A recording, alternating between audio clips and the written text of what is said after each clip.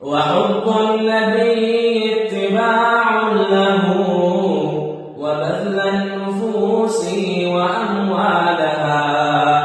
وليس التباكي على آله وضرب الدفوف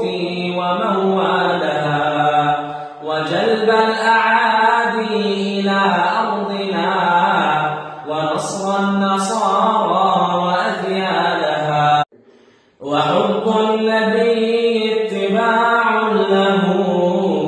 وبذل النفوس وأموالها، وليس التباكي على آله